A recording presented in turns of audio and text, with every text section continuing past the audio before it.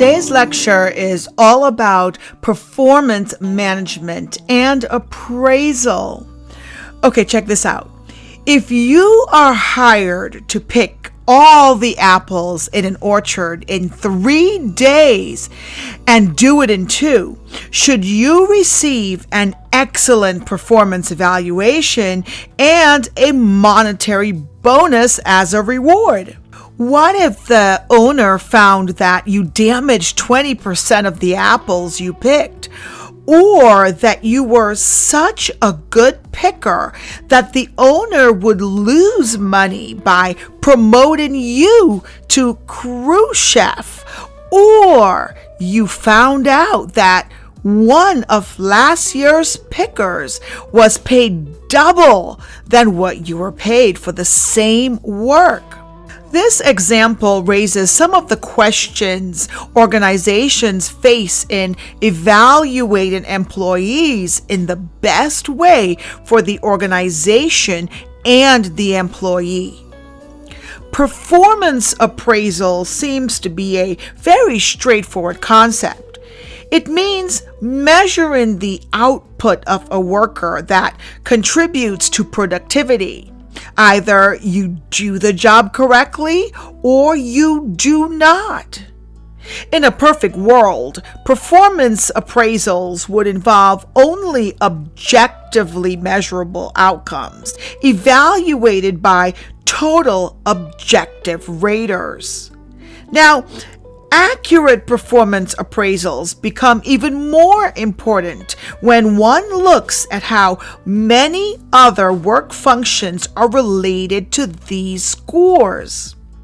If those scores are not valid and reliable, they cannot be used to confirm the effectiveness of any program.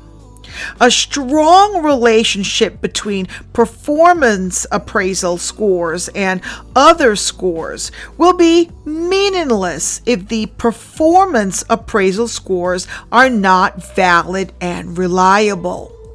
Now let's talk about the purpose of performance appraisals. Organizations often use performance evaluations for multiple purposes, although the major use usually determines the type of evaluation. For example, if a customer wants to use performance appraisals as a method for selecting managerial candidates for promotion, it will be most interested in assessing which people have the strongest management skills. If the company is going to downsize and wants to identify the most expendable workers, it will be most interested in assessing those who have the weakest job skills.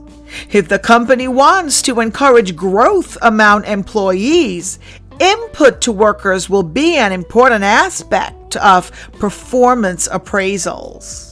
Performance appraisals may be used for individual and organizational purposes. For the individual employee, appraisal represents an opportunity for feedback. Organizations use them for various reasons, to include salary administration, performance feedback, identifying employees' strengths and weaknesses, documentation of personnel decisions, and training needs. But what makes a performance appraisal fair? While most people do not object to fair performance appraisals, many employees are fearful of being evaluated unfairly because they are often dependent on a person like their supervisor for the evaluation. Employees also are concerned about the fairness of performance appraisals. In a survey of Fortune 100 companies, employees cited 3 important issues. First, the acceptance of the appraisal system by those being rated. Second, whether employees believe the process is fair. And third, whether employees believe the results are fair. Now, there are many different sources of performance ratings. Performance feedback can be generated and delivered by various sources. For instance, who does the performance appraisal? Is it the immediate supervisor, subordinates, peer evaluation, self-evaluation, human resources department and assessment centers, and multiple raters? Who does the performance appraisal? One way to improve performance appraisal is to use more than one source for an appraisal. The multi-source feedback, also called the 360-degree feedback, is a method of performance appraisal in which multiple raters at various levels of the organization evaluate a target employee, and the employee is provided with feedback from these multiple sources. In this system, performance appraisals come from everyone who has contact with the employee, such as supervisors, peers, subordinates, customers, and suppliers. Now let's move on to methods of performance appraisal. The performance appraisal can be done in many ways, and often a combination of methods is used to evaluate employees. Most employees feel that objective methods are the fairest, but some jobs and behaviors are difficult to measure in objective ways. Let us look at a system that classifies appraisal methods in three categories: outcome-based methods, absolute standard methods, and relative comparison methods. Now, I listed a few here for us to review. Outcome-based methods are based on the results of work performance. They are concerned not with the ways the employee does his or her work, but with what the employee produces.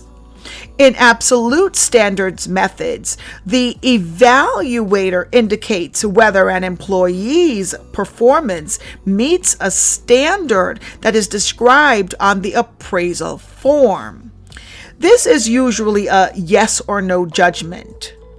Relative comparisons methods often are referred to as personnel comparison methods because the evaluator is required to weigh one employee's performance against another employee's performance. Let's take a look at behavioral rating scales.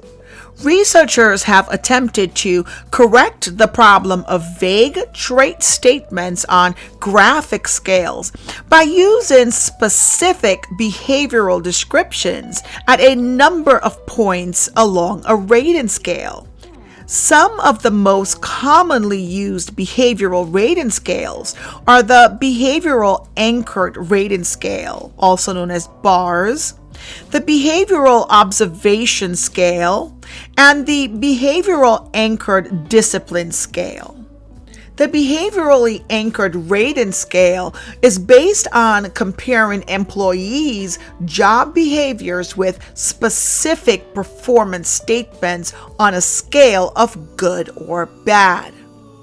The Behavioral Observation Scale is based on the frequency of job behaviors, and the Behaviorally Anchored Discipline Scale focuses on employees' misbehaviors, such as how many days they've been absent in a month perhaps, and or if any theft was committed. Now let's move on to the topic of errors in performance appraisal. It would be nice to assume that each person who does performance appraisals is totally objective and that the method used is very close to the perfect choice.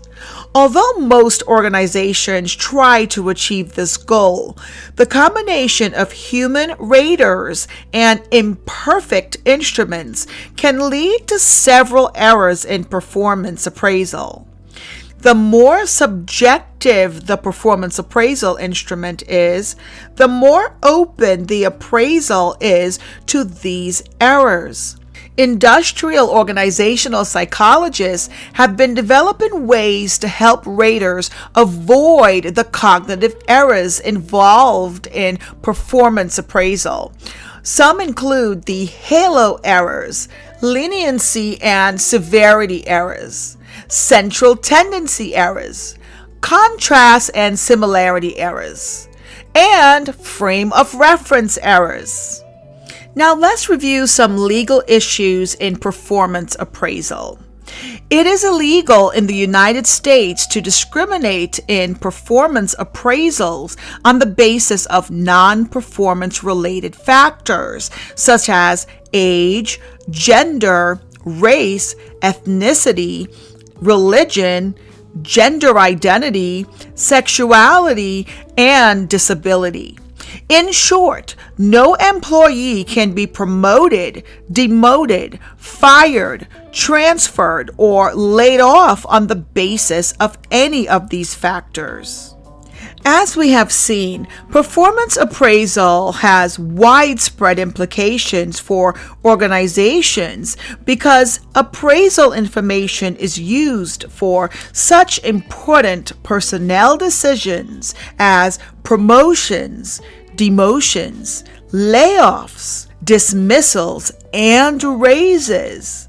Obviously, invalid performance appraisal information is likely to result in poor organizational decisions. Our understanding of the appraisal process is thus enhanced by our appreciation for the context in which it takes place.